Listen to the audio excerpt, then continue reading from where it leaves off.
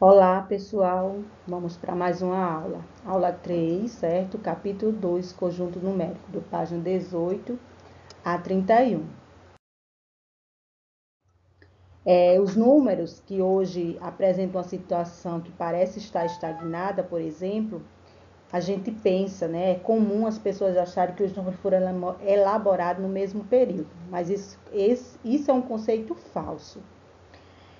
Acredito que vocês já pesquisaram sobre o surgimento dos números, caso contrário, pesquise. Vai enriquecer muito o seu aprendizado. Os números, eles vêm se adaptando à necessidade do tempo em que os que haviam até o momento não era mais suficiente, aí foram criando novos para resolver assim as necessidades. Nesse primeiro momento da aula, a gente vai ver a notação dos números naturais. Veja que denominamos conjunto numérico, conjunto cujos elementos são números, e os conjuntos dos números naturais são aqueles que a gente representa pelo símbolo N, e são todos positivos, né? A apresentação dos números naturais, veja que eles são utilizados na contagem de objetos, mas nunca para expressar ou representar uma situação negativa. E quando tiver o N asterisco, significa que é os números naturais sem o zero. Aliás, tirando o zero. E na representação da reta numérica, a gente pode botar essa reta numérica tanto na forma vertical como horizontal, certo?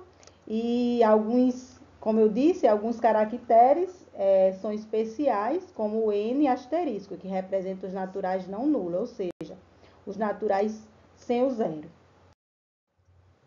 Os conjuntos dos inteiros, né? A partir do momento que os números naturais não davam mais certo para trabalhar com dívidas, foi que surgiu os números negativos e assim complementou os números naturais, surgindo um novo conjunto, o conjunto dos números inteiros.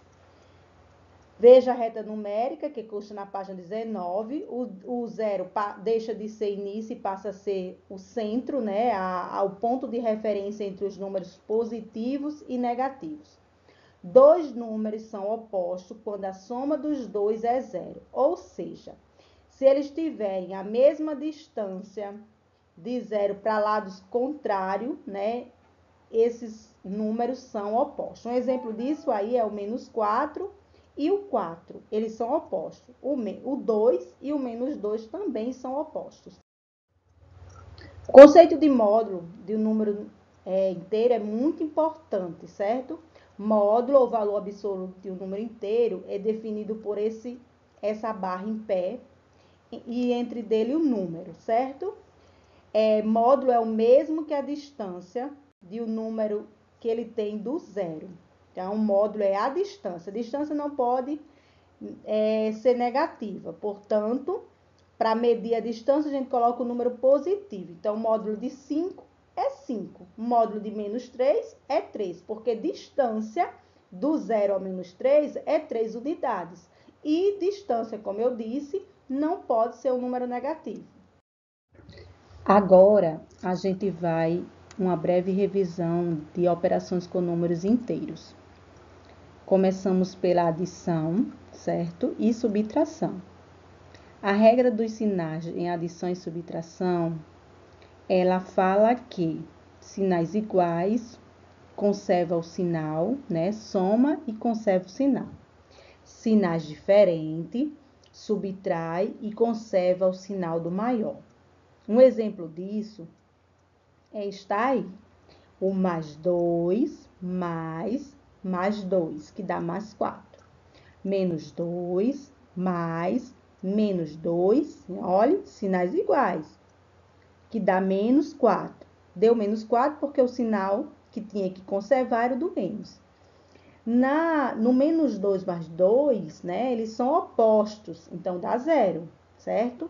Na subtração, a regra que a gente difere da adição é só a questão que se vier um negativo, um sinal de menos antes de um parênteses com um número que está também com sinal, a gente faz a regrinha de sinal ou troca pelo número oposto, certo? Então, menos 2 dá mais 2 e menos mais 2 dá menos 2. Veja o exemplo. Mais, menos mais 2. Então, tirando do parênteses, fica mais 2, aí menos por mais dá menos, então sinais diferentes, subtrai e conserva o sinal do maior, mas eles são opostos, dá zero, certo? Assim, você segue nessa operação. Nas regras de sinais para multiplicação e divisão, a gente segue aquela regrinha de mais por mais, mais, menos por menos, mais por menos, menos e menos por mais, menos. Olha só, na multiplicação, exemplo aí. Mais 2 vezes mais 2, mais 4. Menos 2 vezes menos 2, 4. Menos 2 vezes mais 2, menos 4. Na divisão, mais 2 dividido por mais 2, 1. Menos 2 dividido por mais 2, menos 1. Certo, gente?